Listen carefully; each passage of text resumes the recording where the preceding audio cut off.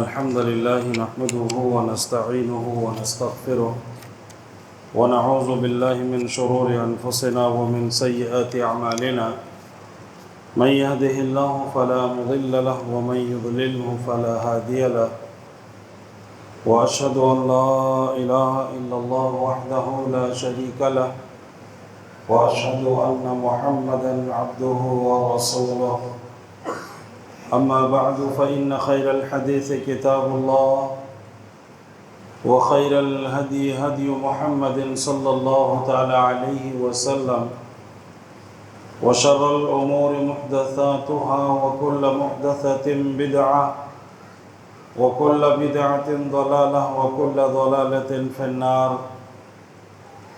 أعوذ بالله من الشيطان الرجيم. بسم الله الرحمن الرحيم.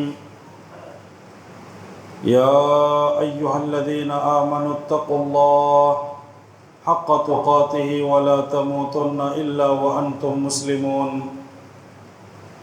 يا أيها الناس اتقوا ربكم الذي خلقكم من نفس واحدة وخلق منها زوجها وبث منهما رجالا كثيرا ونساء واتقوا الله الذي تساءلون به والأرحام إن الله كان عليكم رقيبا. يا أيها الذين آمنوا اتقوا الله وقولوا قولا سديدا يصلح لكم أعمالكم ويغفر لكم ذنوبكم ومن يطع الله ورسوله فقد فاز فوزا عظيما. وقال الله تبارك وتعالى في موضع آخر. بسم الله الرحمن الرحيم. فسبح بحمد ربك وكن من الساجدين واعبد ربك حتى يأتيك اليقين.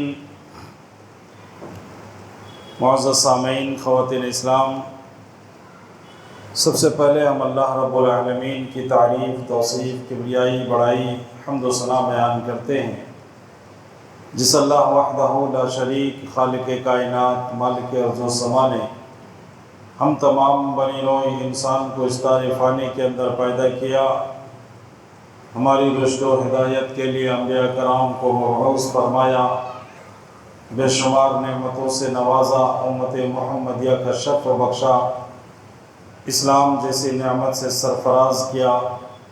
ساری تعریفیں اسی اللہ وحدہ لا شریک کے لیے لائق و سزاوار ہے. اس کے بعد درود و سلام نازل ہو اللہ رب العالمین کے بھیجے ہوئے ان تمام پاک صفت انبیاء کرام پر جن کو اللہ رب العالمین نے اس کائنات کے اندر نبی اور رسول بنا کر بھیجا.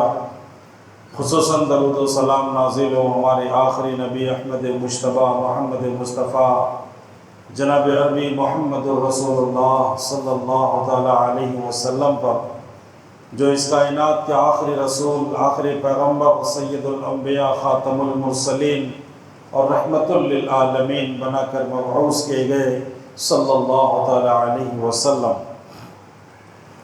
معزز سامعین، میں نے سورہ ہجر کی آیت نمبر 90 پر 9 آپ کے سامنے پڑھی ہے، اور اسی آیت کے تحت کچھ باتیں آپ کے سامنے رکھنے کی کوشش کر رہا ہوں. میں اللہ رب کریم سے دعا گو ہوں الہ العالمین مجھے حق بات کہنے کی توفیق عطا فرما.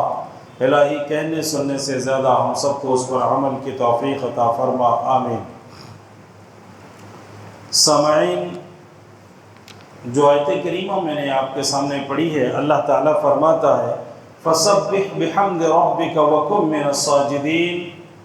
بس آپ اپنے رب کی تسبیح بیان کیجئے اور آپ اپنے رب کی حمد بیان کیجئے. وَكُن مِّنَ السَّاجِدِينَ، اور آپ سجدہ کرنے والوں کے ساتھ سجدہ کیجئے. وَاعْبُدْ رَبَّكَ حَتَّى يَأْتِيَكَ الْيَقِينُ، اور آپ اپنے رب کی عبادت کیجئے یہاں تک کہ آپ کو موت آ جائے. یعنی یہ آیت کریمہ ہمیں بتا رہی ہے کہ اللہ کی تسبیح بیان کیجئے، اللہ کی حمد بیان کیجئے، اور لوگوں کے ساتھ، نماز پڑھنے والوں کے ساتھ مل کے نماز پڑھیے، اور اپنے رب کی عبادت موت تک کیجئے. یعنی جب تک زندگی ہے تب تک آپ اپنے رب کی عبادت کرتے رہیے. کچھ ایام، کچھ مہینے عبادت کرنے کے بعد اللہ کی عبادت کو چھوڑ دینا، عبادتوں میں سستی کرنا، اللہ تبارک و تعالیٰ کو یہ ہرگز پسند نہیں ہے، بلکہ اللہ تعالیٰ واضح لفظوں میں کہہ رہا ہے کہ وَاعْبُدْ رَبَّكَ، آپ اپنے رب کی عبادت کیجئے، کب تک؟ حَتَّى يَأْتِيَكَ الْيَقِينُ، یہاں تک کہ آپ کے پاس موت آ جائے، یعنی مرنے تک، جب تک سانس باقی ہے تب تک اللہ کی عبادت ضروری ہے، جب تک زندگی باقی ہے اللہ کی عبادت بھی ضروری ہے۔ جو زندگی اللہ کی عبادت سے خالی ہو، اس زندگی کو اللہ نے موت سے تشبیہ دی ہے کہ اس انسان کا زندہ رہنا اور مر جانا اس کے حق میں دونوں برابر ہے، کیونکہ اس کی زندگی سے اسے کوئی فائدہ نہیں ہے، وہ زندہ رہ کے اپنے رب کی عبادت سے غافل ہے، ایسا انسان کو زندہ رہنے سے کوئی فائدہ نہیں ہے۔ رمضان المبارک کا مہینہ گزرا ہے، اب میں نے یہ آیت کریمہ آپ کے سامنے اس لیے بھی پڑھی ہے تاکہ ہم آپ کے سامنے کچھ ایسی باتیں رکھ سکیں جو ہمیں یہ پیغام دے کہ رمضان کے بعد بھی اللہ کی عبادت واجب ہے، رمضان تک ہی اللہ کی عبادت، رمضان کے بعد اللہ کی عبادت سے خالی ایسی زندگی نہیں ہونی چاہیے، اور ایسی عبادت کو اللہ تعالیٰ پسند بھی نہیں کرتا۔ جو زندگی اللہ کی عبادت سے خالی ہو، جو انسان اللہ رب العالمین کی عبادت سے عاری ہو، اللہ فرماتا ہے وَالْعَصْرِ إِنَّ الْإِنسَانَ لَفِي خُسْرٍ إِلَّا الَّذِينَ آمَنُوا وَعَمِلُوا الصَّالِحَاتِ وَتَوَاصَوْا بِالْحَقِّ وَتَوَاصَوْا بِالصَّبْرِ۔ اللہ تعالیٰ کہتا ہے قسم ہے زمانے کی، سارے کے سارے انسان گھاٹے میں ہے، پوری انسانیت خسارے میں ہے، رب قسم کھا کے کہہ رہا والعصر، قسم ہے زمانے کی، سب کے سب گھاٹے میں ہے، سب کے سب خسارے میں ہے، کوئی بھی ایسا نہیں جو خسارے اور گھاٹے سے بچا ہوا ہو، مگر چار لوگوں کو یا چار صفت والے لوگوں کو اللہ تعالیٰ کہہ رہا ہے کہ تم گھاٹے سے بچ جاؤ، تمہارے لیے کوئی نقصان نہیں ہے، تمہارے لیے کوئی گھاٹا نہیں ہے۔ وہ چار صفت والے لوگ کون ہیں؟ اور چار صفت بیک وقت ایک انسان کے اندر ہونی چاہیے، ایسا نہیں کہ چار میں سے کوئی ایک صفت، نہیں، ایک انسان کے پاس بیک وقت چار صفت ہونی چاہیے، تب جا کر کے وہ خسارے سے بچے گا۔ پہلی صفت اللہ کہتا ہے اِلَّا الَّذِينَ آمَنُوا، وہ لوگ جو ایمان لاتے ہیں، وَعَمِلُوا الصَّالِحَاتِ، دوسری صفت عمل صالح کرتے، ایمان لانا کافی نہیں ہے، ایمان لانے کے بعد عمل صالح بھی کرتا ہو، إِلَّا الَّذِينَ آمَنُوا وَعَمِلُوا الصَّالِحَاتِ وَتَوَاصَوْا بِالْحَقِّ، اور ایک دوسرے کو حق کی وصیت کرتا ہو، ایک دوسرے کو بتاتا ہو کہ صحیح کیا ہے، ایک دوسرے کو بتاتا ہو کہ غلط کیا ہے، ایک دوسرے کو صحیح دین کی رہنمائی کرتا ہو، وَتَوَاصَوْا بِالصَّبْرِ، اور چوتھی صفت یہ ہے کہ وہ صبر کو بھی ایک دوسرے کو وصیت کرتا ہو کہ صبر کرو، کوئی بھی پریشانی، کوئی بھی مصیبت، کوئی بھی تکلیف تمہیں پہنچ جائے، جزا فضا نہ کرو، شکوہ شکایت نہ کرو، بلکہ صبر سے کام لو۔ یہ چار صفت بیک وقت جس انسان کے پاس ہو، رب کہتا ہے اس کے لیے کوئی نقصان نہیں ہے، اس کے لیے کوئی گھاٹا نہیں ہے، اس کے لیے کوئی خسارہ نہیں ہے، یہ کامیاب انسان ہے، اس کو اللہ تعالیٰ آخرت میں کامیاب کرے گا، اس کے لیے دنیا کی زندگی بھی اچھی ہے۔ تو چار صفت کیا ہے؟ ایمان لانا، عمل صالح کرنا، حق کی وصیت کرنا، اور حق کے راہ میں جو مصیبتیں اور پریشانیاں آئے اس کے اوپر صبر کرنا۔ یہ چار چیزیں ہو تو کامیاب ہے، اگر چار میں سے ایک چیز ہمارے پاس نہیں ہے تو پھر اس انسان کے لیے کامیابی کی گارنٹی نہیں ہے، پھر اللہ کا وعدہ نہیں ہے کہ یہ انسان کامیاب ہو جائے۔ ہر انسان اپنے آپ کو دیکھے، اپنے آپ کا جائزہ لے کہ یہ چار صفتیں میرے پاس ہیں، اگر ہے تو آپ کامیاب ہو، اللہ نے آپ کو کامیابی کی گارنٹی دے دی ہے، اگر یہ چیزیں نہیں ہیں یا ان میں سے ایک چیز بھی اگر نہیں ہے تو پھر ہمیں سوچنا چاہیے، ہمارے اندر اس صفت کو پیدا کرنا ہے کہ ہم اللہ کے یہاں کامیاب ہو جائیں، ورنہ نقصان اٹھانے والوں میں سے ہو جائیں گے۔ رمضان المبارک میں جو نیکیاں ہم نے کی ہے ان نیکیوں کی حفاظت ضروری ہے، اور ان نیکیوں کی حفاظت اللہ تبارک و تعالیٰ قرآن مقدس کی ایک آیت کریمہ کے ذریعے سے ہمیں پیغام دے رہا ہے۔ سورہ نحل کی آیت نمبر 90 پر 2 کو آپ پڑھیے۔ رب کائنات ایک مثال دے کے ہمیں سمجھا رہا ہے، ہمیں تنبیہ کر رہا ہے کہ اگر رمضان کے بعد تمہاری حالت بگڑی، اگر رمضان کے بعد تمہاری حالت ویسے ہی رہی جو پہلے تھی، تو یاد رکھو تمہاری مثال اس عورت کی جیسی ہے۔ کون سی عورت؟ رب کہتا ہے وَلَا تَكُونُوا كَالَّذِي نَقَضَتْ غَزْلَهَا مِن بَعْدِ قُوَّةٍ أَنْكَاثًا، تم اس عورت کی طرح نہ ہو جانا جنہوں نے بڑی محنت مشقت کے بعد تاگے کو بنایا، سوت کو بنایا، اور جب وہ سوت وہ تاگا تیار ہو گیا تو وہ اپنے ہاتھوں سے اسے کاٹ دیتی ہے، اسے برباد کر دیتی ہے، اسے بکھیر دیتی ہے۔ ذرا سوچنے کی بات ہے، رب کتنا بہترین مثال دے کے ہمیں بتا رہا ہے کہ ایک آدمی ہے یا ایک عورت ہے جو بڑی محنت کرنے کے بعد تاگے بناتی ہے، دھاگا بناتی ہے، اور جب دھاگا بن کر کے تیار ہو جاتا ہے تو پھر اس کو اپنے ہی ہاتھ سے وہ ٹکڑے ٹکڑے کر دیتی ہے، اسے بکھیر دیتی ہے۔ اب سوچنے کی بات ہے، کوئی بھی انسان اس عورت کو عقل مند کہے گا، کوئی بھی کہے گا کہ یہ ہوشیار عورت ہے، ہر آدمی یہی کہے گا۔ تھوڑا سا بھی اگر عقل ہے اس کے پاس تو وہ یہ کہے گا کہ کتنا بے وقوف عورت ہے، اگر تم کو برباد ہی کرنا تھا، اگر تم کو اسے توڑنا ہی تھا، اسے بکھیر دینا ہی تھا، تو پھر اتنی محنت کیوں کری؟ کیوں اتنے محنت کے بعد تم نے اس تاگے کو بنایا؟ رب ہمیں مثال دے کے بتا رہا ہے کہ اگر تم نے رمضان کے بعد پھر تمہاری حالت ویسے ہی رہی جیسے پہلے تھی، تو پھر کیا فائدہ رمضان بھر تمہیں عبادت کرنے کا؟ کیا فائدہ تمہیں رمضان بھر نماز پڑھنے کا؟ کیا فائدہ رمضان کے روزے رکھنے کا جب تمہارے اندر اصلاح نہیں ہے، جب تمہارے اندر اللہ کا ڈر نہیں ہے، تمہارے اندر اللہ کا خوف نہیں ہے؟ تمہیں بگڑنا ہی تھا، تمہیں پھر وہی گناہ کرنا ہی تھا، پھر تمہیں نماز چھوڑنا ہی تھا، پھر تمہارے اندر برائیاں ہی رہنا تھا، پھر تمہیں 1 مہینہ اللہ کو عبادت کر کے تم کیا بتانا چاہتے ہو اللہ کو کہ ہم بھی مسلمان ہیں، اور صرف 1 مہینے کے مسلمان، صرف 1 مہینے کے نمازی، صرف 1 مہینے کا سچا انسان، پھر 1 مہینہ اللہ کی عبادت کرنے والا، باقی پھر اپنی مرضی کی۔ رب کہتا ہے اگر تمہاری یہ حالت ہوئی تو تمہاری مثال اس عورت جیسی ہے جو تاگا بنانے کے بعد اپنے ہی ہاتھوں سے اسے کاٹ دیتی ہے، اسے اس تاگے سے کوئی فائدہ نہیں۔ ایسے ہی تمہارے 1 مہینے کی عبادت سے تمہیں کوئی فائدہ نہیں پہنچنے والا ہے اگر تم آئندہ کی زندگی ایسے گناہ اور نافرمانی میں گزارو گے تو۔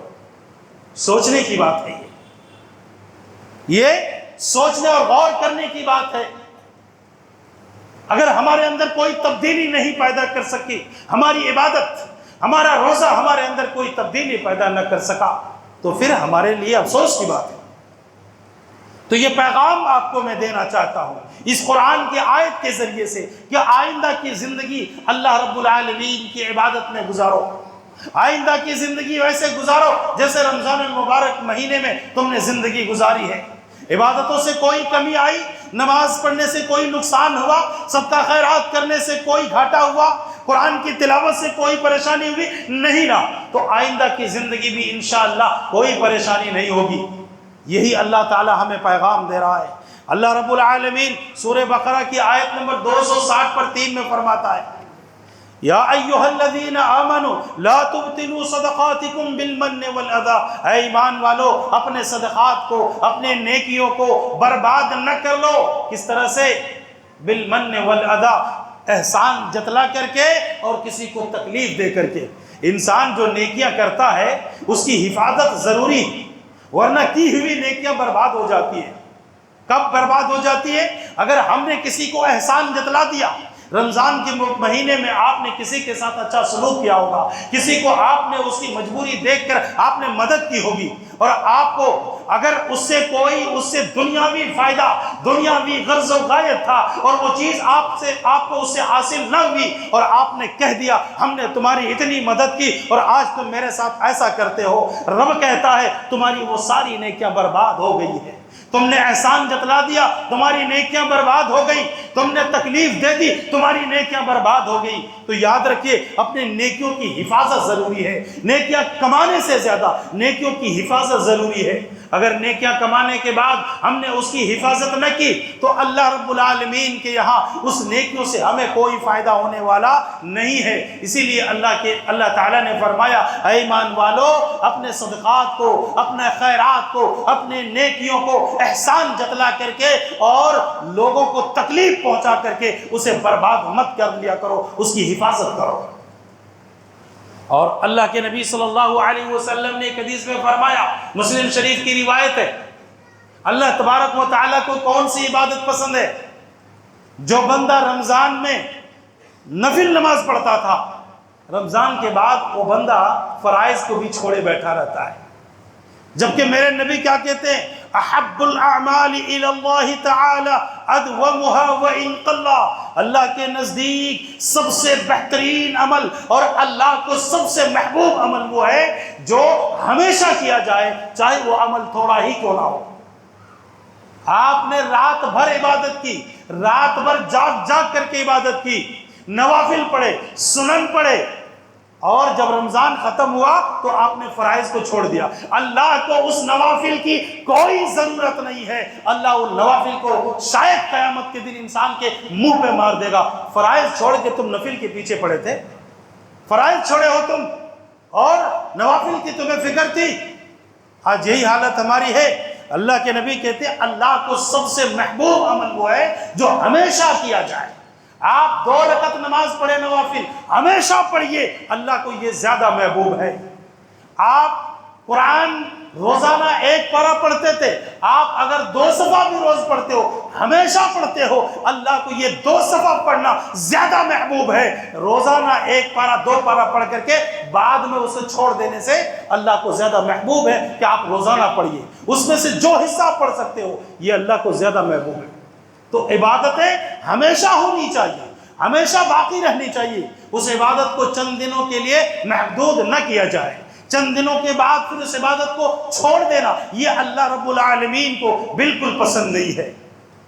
تو نمازیں جو ہم نے رمضان میں پڑھی، صدقہ و خیرات جو ہم نے رمضان میں کیے، دعائیں استغفار جو ہم نے رمضان میں کیے، ان اعمال کو جاری رکھیے، یہ اللہ کو بڑا محبوب ہے، یہ اللہ کو بڑا پسند ہے۔ اگر ہم نے اس کو چھوڑ دیا تو پھر ہمارے لیے نقصان ہے۔ آئیے ایک حدیث اور دیکھتے ہیں۔ اللہ کے نبی صلی اللہ علیہ وسلم نے فرمایا، ابن ماجہ کی روایت ہے، ابن ماجہ کی روایت ہے، لَأَعْلَمَنَّ أَقْوَامًا مِّنْ أُمَّتِي يَأْتِونَ يَوْمَ الْقِيَامَةِ بحسنات امثال جبال تہامۃ بیضا، میں اپنی امت کے ایسے لوگوں کو جانتا ہوں جو قیامت کے دن وہ آئیں گے، قیامت کے دن وہ آئیں گے بحسنات امثال جبال تہامۃ، تہامہ پہاڑ کے برابر نیکیاں لے کر کے آئیں گے۔ کون کون سی نیکیاں؟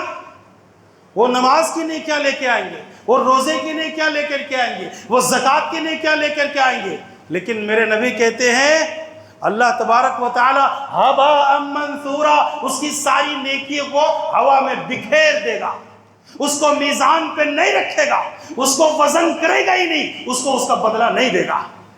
ذرا سوچنے کی بات ہے نا، نماز تو ہے، روزہ ہے، زکوٰۃ ہے، ساری نیکیاں لے کر کے آیا اور کم نہیں ہے۔ میرے نبی کہہ رہے ہیں تہامہ پہاڑ کے مانند ہے، پہاڑ کی شکل میں نیکیاں لے کر کے آیا۔ دیکھنے والا تو کہے گا کہ یہ آدمی جنتی ہے، اتنی ساری نیکیاں ہیں لیکن اس کے بعد یہ جنت نہیں جا سکے گا، کیسے؟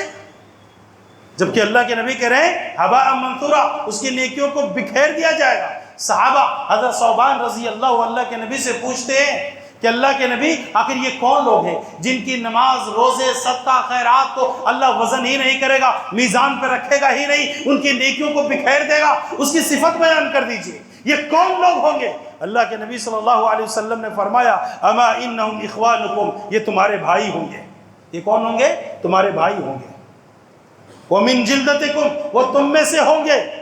وَيَأْخُذُونَ مِنَ اللَّيْلِ كَمَا تَأْخُذُونَ، وہ ایسے ہی نماز پڑھیں گے راتوں کو جیسے تم پڑھتے ہو، یعنی اس سے تہجد بھی نہیں چھوٹی ہوگی، فرائض تو چھوڑیے، تہجد بھی نہیں چھوڑا ہوگا اس نے، لیکن اس کے باوجود اللہ تعالیٰ اس کو اس کا بدلہ نہیں دے گا۔ صوبان رضی اللہ عنہ نے کہا کہ اللہ کے نبی آخر کون ہے یہ؟ کہا یہ وہ لوگ ہیں جو تنہائی میں اللہ کی نافرمانی کرتے ہیں، تنہائی میں اللہ کی نافرمانی کرتے ہیں۔ جب وہ محارم، اس کو جن چیزوں کو اللہ نے حرام کیا تھا، جب وہ تنہا ہوتے ہیں تو ان حرام کردہ چیزوں کو وہ کر بیٹھتے ہیں۔ اس حرام کی وجہ سے، تنہائی میں گناہ کرنے کی وجہ سے ان کی ساری نیکیوں کو اللہ تعالیٰ قیامت کے دن ہوا میں بکھیر دے گا اور کہے گا اس کو ہم نے قبول ہی نہیں کیا۔ تو اس کو بچانے کی ضرورت ہے، اس کی حفاظت کی ضرورت ہے۔ رمضان میں جو عبادتیں ہم نے کی ہے اس کو حفاظت کیجئے، ورنہ قیامت کے دن وہ عبادتیں کہیں ایسا نہ ہو کہ اللہ کہہ دے کہ یہ دیکھو تمہاری نیکیاں ہم نے ہوا میں بکھیر دیا ہے، اس کو تمہیں کوئی بدلہ ملنے والا نہیں ہے۔ اس کی حفاظت ضروری ہے میرے بھائیو۔ گناہوں سے بچیے، نافرمانی سے بچیے، اللہ کی عبادت کیجئے۔ جن کاموں کو اللہ نے حرام کیا ہے ان حرام کاموں کو چھوڑ دیجئے تاکہ ہماری کی ہوئی نیکیاں اللہ کے یہاں باقی رہے، ورنہ نیکیوں کو اللہ تعالیٰ ضائع کر دے گا۔ اللہ کے نبی صلی اللہ علیہ وسلم فرماتے ہیں، بخاری شریف کی روایت ہے، یا عبداللہ لا تکن مثل فلان کان یقوم من اللیل فترک قیام اللیل۔ عبداللہ تم فلاں بندے کی طرح نہیں ہو جانا۔ کون سے بندے کی طرح؟ اللہ کے نبی کہتے ہیں فلاں بندہ رات کو قیام کرتا تھا، پھر اس نے چھوڑ دیا، قیام کرنا بند کر دیا۔ اب ہم قیام کرنا بند کر دیے نا کہ ایک مہینہ ہم نے جو تہجد نماز پڑھی ہے، جو ہم نے تراویح کی نماز پڑھی ہے، اب آئندہ 1 سال تک ہم پڑھیں گے؟ نہیں پڑھیں گے، الا ماشاء اللہ۔ کچھ لوگ ہیں جو پڑھتے ہیں اور پڑھیں گے، جبکہ اللہ کے نبی نام لے کے کہہ رہے ہیں ایک صحابی کو، عبداللہ تم فلاں بندے کی طرح نہیں ہو جانا، اس نے کچھ دن تک اللہ کی عبادت کی، راتوں کو قیام کیا، تہجد کی نمازیں پڑھی، قیام اللیل کیا، اللہ کے سامنے رکوع سجدہ کیا، لیکن اس کے بعد اس نے ترک کر دیا۔ یہ اللہ کو پسند نہیں، یہ اللہ کو پسند نہیں ہے کہ چند دن اللہ کی عبادت کرو، چند دن تم اللہ کو اپنا رب مانو، چند دن تک تم اللہ کے بندہ بن کے رہو، اور چند دنوں کے بعد نہ تم اللہ کو اپنا رب مانو، نہ تم اپنے آپ کو اللہ کا نیک بندہ شمار کرو۔ یہ اللہ کو بالکل پسند نہیں ہے۔ تو اس حدیث میں اللہ کے نبی صاف کہہ رہے ہیں کہ تم اس کی طرح مت ہو جانا۔ تو یہ حدیث اگر میں اپنے آپ پر فٹ کروں کہ اللہ کے نبی اگر ہمیں یہ کہہ دے کہ تم بھی اس طرح نہیں ہو جانا، کہ رمضان بھر تم نے عبادت کی اور رمضان کے بعد اب تمہاری حالت ویسی نہ ہو کہ تم عبادت کرنا ہی چھوڑ دو، دعا کرنا ہی چھوڑ دو، قرآن کی تلاوت ہی چھوڑ دو، تم تہجد کی نماز ہی چھوڑ دو، اور ان ساری چیزوں کے باوجود بہت سارے مسلمان تو ایسے ہیں کہ وہ فرائض کو بھی چھوڑے بیٹھتا ہے اور کہتا ہے کہ میں بھی مسلمان ہوں، رمضان میں بہت عبادت کیا، میں نے قیام اللیل بھی کیا، میں نے شب قدر کو بھی جاگا، سب عبادت کیا۔ اس عبادت سے آپ کو ملا کیا؟ اس عبادت سے آپ کو ملا کیا؟ جب آپ کے اندر تبدیلی نہیں آئی، جب آپ کے اندر سدھار نہیں آیا، جب آپ کے اندر گناہ سے رکنے کی صفت پیدا نہیں ہو رہی ہے، تو پھر ان 1 مہینے کی عبادت سے آپ کو ملا کیا؟ یہ سوچنے کی بات ہے، یہ غور کرنے کی بات ہے کہ ہم کو اس سے ملا کیا، اس رمضان سے، اس رمضان میں ہم نے کیا پایا، کیا کھویا، اس کو سوچنا چاہیے۔ ایک حدیث اور ہے بخاری کی روایت، اللہ کے نبی صلی اللہ علیہ وسلم فرماتے ہیں انسان اپنی نیکیوں کو کیسے ضائع کرتا ہے۔ دیکھیے آپ صلی اللہ علیہ وسلم نے فرمایا اتدرون ما المفلس، صحابہ کو پوچھتے ہیں اتدرون ما المفلس، تم جانتے ہیں کہ مفلس کون ہے؟ صحابہ نے کہا جانتے ہیں، کہا کون ہے؟ کہا جس کے پاس پیسہ نہیں ہے، سونا چاندی نہیں ہے، دینار نہیں ہے، درہم نہیں ہے، وہ غریب ہے، وہ مفلس ہے۔ میرے نبی نے کہا نہیں، یہ غریب نہیں ہے، یہ غریب نہیں ہے، میری امت کا یہ غریب نہیں ہے۔ پھر کون غریب ہے؟ آپ صلی اللہ علیہ وسلم نے فرمایا ان المفلس من امتی یاتی یوم القیامت بصلاۃ وصیام وزکاۃ ویاتی قد قذف حاذا۔ اللہ کے نبی کہہ رہے ہیں کہ میری امت کا آدمی کون غریب ہے؟ جو قیامت کے دن نماز لے کے آئے گا، روزہ لے کے آئے گا، زکوٰۃ لے کے آئے گا، صدقات کو لے کر کے آئے گا، لیکن اس کے ساتھ ساتھ اس نے کسی کو گالی دیا ہوگا، اس کے ساتھ اس نے کسی کے اوپر الزام رکھا ہوگا، اس کے ساتھ اس نے کسی کے ساتھ برا کیا ہوگا، اس کے ساتھ اس نے لوگوں کے ساتھ ظلم کیا ہوگا، کسی کو گالی دیا ہوگا، کسی کو بے عزت کیا ہوگا۔ یہ آدمی غریب ہے۔ کیوں؟ کیونکہ اللہ ان کی نیکیوں کو تقسیم کرے گا، اس کی نیکیاں لے لی جائے گی۔ تم کو گالی دیا، اس کی نیکیاں لو، تم کو مارا تھا، اس کی نیکیاں لو، اس کی نماز ختم، اس کے روزے ختم، اس کے زکوٰۃ ختم، سب ختم ہو گیا، ابھی کچھ لوگ اور ہیں. ابھی اللہ کے نبی کہہ رہے ہیں کہ اللہ کے پاس ابھی کچھ اور لوگ آ رہے ہیں. اللہ تعالیٰ اس نے میرے ساتھ دنیا میں ایسا کیا تھا, اس نے میرے ساتھ ایسا کیا تھا, اس کی نیکیاں ختم ہو گئی, یہ نماز روزے صدقہ زکوٰۃ جتنے تھے سب ختم ہو گئے. ابھی لوگ آ رہے ہیں, اب اس کے پاس دینے کے لیے کچھ بچا نہیں ہے. ایک کام کرو, تمہارا گناہ لے کے آؤ. اس کا گناہ لے گا, لو تم, اس کا گناہ لے گا, اس کے سر ڈالے گا. اب اس کے پاس ایک نیکی نہیں بچی ہے, صرف گناہ ہی بچا, کیونکہ اس نے نیکیاں بہت کی تھی. نماز بھی پڑھا تھا, روزہ بھی رکھا تھا, زکوٰۃ بھی دیا تھا, صدقہ خیرات بھی کیا تھا, سب کچھ کیا تھا, لیکن اس کی حفاظت نہیں کر لیا. اس نے اس کی حفاظت نہیں کر لیا, جس کا خمیازہ یہ ہے کہ اللہ کے نبی کہتے ہیں یہ آدمی مفلس ہے. سب کچھ ہونے کے باوجود یہ آدمی جہنم میں جا رہا ہے. اللہ کہے گا خذوہ فغلوہ ثم الجحیم صلوا, اس کو پکڑو, اس کو جکڑو, اس کو 70 گز کی زنجیروں میں لپیٹو اور اسے جہنم میں پھینک دو. میرے نبی کہتے ہیں یہ آدمی میری امت کا مفلس اور غریب ہے. سوچ رہے ہیں, دیکھ رہے ہیں کون آدمی غریب ہے اور کتنا بڑا نقصان اور گھاٹا اٹھا رہا ہے وہ آدمی. نیکیوں کی حفاظت ضروری ہے.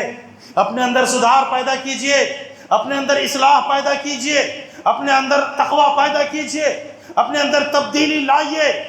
روزے نے یہی ہم کو سکھایا تھا. روزے کی حالت میں آپ کبھی جھوٹ نہیں بولے تو غیر رمضان میں آپ کو جھوٹ بولیں گے. کیا غیر رمضان میں جھوٹ بولنا جائز ہے؟ جتنا بڑا گناہ رمضان میں تھا اتنا ہی بڑا گناہ غیر رمضان میں بھی ہے. جتنا بڑا دھوکہ دینا گناہ رمضان میں تھا اتنا ہی بڑا گناہ غیر رمضان میں بھی ہے. تو پھر کیوں ہم وہ کام کریں جس کی بنیاد پر قیامت کے دن ہماری نیکیاں تقسیم کر دی جائے گی اور اس کے بعد ہمیں جہنم کا فیصلہ سنا دیا جائے گا. اس سے بچنے کی ضرورت ہے, اسے اپنے آپ کو روکنے کی ضرورت ہے. اگر یہ باتیں ہم کو سمجھ میں آتی ہیں, اگر یہ باتیں ہمارے دلوں میں اترتی ہیں تو ہمیں تبدیلی اپنے اندر لانے کی ضرورت ہے. اور اگر ہم کو لگتا ہے جو ہوگا دیکھا جائے گا, ہم اپنے اندر نہ تبدیلی لائیں گے نہ بدلاؤ لائیں گے, ہم وہی کریں گے جو ہمارا دل چاہے گا, تو پھر آپ کرتے رہیے, اللہ کو جواب دے لیجئے گا. قیامت کے دن آپ ہوں گے, آپ کا رب ہوگا, کوئی پوچھنے والا نہیں ہوگا, کوئی آپ کی مدد کے لیے نہیں آئے گا. آپ کا رب آپ سے سوال کرے گا, آپ کے رب کو آپ کو جواب دینا ہے. کوئی بیچ میں ترجمان نہیں ہوگا, کوئی بیچ میں کوئی تیسرا آدمی نہیں ہوگا جو آپ کی وکالت کرے, جو آپ کے بارے میں کہے کہ اس کی کیا مجبوری تھی, کیا پریشانی تھی. اللہ سب کو ختم کر دے گا. ڈائریکٹ بندے سے اللہ بات کرے گا, بندے کو جواب دینا ہے اور پھر اس کا فیصلہ اللہ کرے گا اور اسے جنت و جہنم کا فیصلہ سنا دیا جائے گا. تو میرے بھائیوں, اللہ رب العالمین سے ڈریے اور گناہوں سے اپنے آپ کو بچانے کی کوشش کیجیے. مسلم شریف کی ایک روایت پڑھ کر کے اپنی بات ختم کرتا ہوں. اللہ کے نبی صلی اللہ علیہ وسلم نے فرمایا جو رمضان کے روزے رکھنے کے بعد شوال کے 6 روزے رکھے, شوال شروع ہے, آج 2 شوال ہے, جو شوال کے 6 روزے رکھے, اللہ کے نبی صلی اللہ علیہ وسلم نے فرمایا من صام رمضان ثم اتبعه 6 من شوال كان كصيام الدهر, جس نے رمضان کے بعد شوال کے 6 روزے رکھ لیے اس نے گویا کہ پورا سال روزہ رکھا, پورا زمانہ روزہ رکھا. اس 6 روزے کی فضیلت ہے. 30 روزے رکھ لیے, اس کے بعد 6 اور رکھ لیجئے شوال کے, گویا کہ اس بندے نے پورے سال روزہ رکھا. اتنا اللہ تعالیٰ اس کو ثواب دینے والا ہے. شوال کے 6 روزے آپ کیسے بھی رکھ سکتے. 6 روزہ مطلب ہے کنٹینیو, ضروری نہیں ہے آج ایک رکھے کل ایک رکھے پرسوں, پورے شوال میں 6 روزہ اگر آپ رکھ لیتے ہیں تو اللہ کے نبی کہتے ہیں گویا کہ تم نے پورے سال روزہ رکھا ہے, اتنا ثواب اللہ تعالیٰ آپ کو دینے والا. یہ نفل روزہ, یہ نفل ہے. فرائض کے بعد اگر ہم یہ کرتے ہیں تو اتنا بڑا ثواب اللہ نے رکھا ہے. اگر ہم رکھنا چاہیں تو رکھ سکتے ہیں, اختیاری مسئلہ ہے, فرض نہیں ہے. فرض صرف رمضان کا, اس کے بعد ہم کو اللہ تعالیٰ نے ثواب کے لیے کہ کتنا زیادہ ثواب ہے یہ بتا دیا. اگر یہ کام کر لیتے ہو تو پورے سال روزہ رکھنے کے برابر آپ کو ثواب ملے گا. تو یہ ساری جو عبادتیں ہم نے کی ہیں اور انشاءاللہ آئندہ جو کریں گے, اللہ کی ایک آیت سورہ آل عمران کی اللہ تعالیٰ نے ہمیں وہ دعا سکھلائی ہے. کیا ہے؟ ربنا لا تزغ قلوبنا بعد اذ ہدیتنا وہب لنا من لدنک رحمہ انک انت الوہاب. بندے کو یہ ساری عبادتیں کرنے کے بعد رب سے یہ دعا کرنی چاہیے, ربنا, اے ہمارے رب, لا تزغ قلوبنا, ہمارے دلوں کو بگاڑ نہ دے، ہمارے دلوں میں کجی پیدا نہ کر، بعد اذ ہدیتنا، اس کے بعد کہ تو نے مجھے ہدایت دے دی ہے۔ کتنی اچھی دعا رب نے سکھلائی ہے، یعنی کہ اللہ ہمیں یہ بتا رہا ہے کہ بندو اللہ سے دعا کرو کہ الہی جس طرح میں نے رمضان میں عبادت کی ہے، اب اس کے بعد میرے دل پھر گناہ کی طرف چلا جائے، برائی کی طرف مائل ہو جائے، اللہ تو مجھ سے بچا لے، تو مجھے اس سے بچا لے۔ بعد اذ ہدیتنا، تو نے مجھے ہدایت دی ہے، مجھے ایک مہینہ رمضان میں نماز پڑھنے کی عادت ہو گئی ہے، روزہ رکھنے کی عادت ہو گئی ہے، سچ بولنے کی عادت ہو گئی ہے، دھوکہ نہ دینے کی عادت ہو گئی ہے، نیکیاں کرنے کی عادت ہو گئی ہے، گناہوں سے مجھے نفرت ہے۔ الہی یہ سب کچھ دینے کے بعد اب ہمارے دلوں کو پھر گناہ کی طرف مائل نہ کر، تو ارحم الراحمین ہے۔ اذ ہدیتنا وہب لنا من لدنک رحمہ انک انت الوہاب، یہ دعا اللہ سے آپ کرتے رہیے۔ اللہ سے دعا ہے الہ العالمین ہم تمام مسلمانوں کو کتاب اللہ اور سنت رسول پہ چلنے کی توفیق عطا فرما۔ الہی جب تک دنیا میں زندہ رکھ، ایمان و اسلام پہ زندہ رکھ، الہ العالمین ہماری عبادتوں کو قبول فرما، الہی ہمارے گناہوں کو معاف فرما۔ الہی جب تک زندہ ہوں اللہ تبارک و تعالی ہم تمام مسلمانوں کو تیری عبادت کرنے کی توفیق عطا فرما۔ الہی ہمیں گناہوں سے دور رکھ، الہ العالمین ہمیں تیری نافرمانیوں سے بچا لے، الہ العالمین ہمارے دلوں میں تیرے دین اور تیرے اسلام کی محبت ڈال دے، الہ العالمین ہمارے دلوں میں قوت اور بھائی چارگی پیدا کر دے، الہ العالمین ہم تمام مسلمانوں کو ایک اور نیک بنا دے۔ الہی جب تک دنیا میں زندہ رکھ، ایمان و اسلام پہ زندہ رکھ، جب خاتمہ فرما ایمان بالخیر خاتمہ فرما۔ وآخر دعوانا ان الحمد للہ رب العالمین۔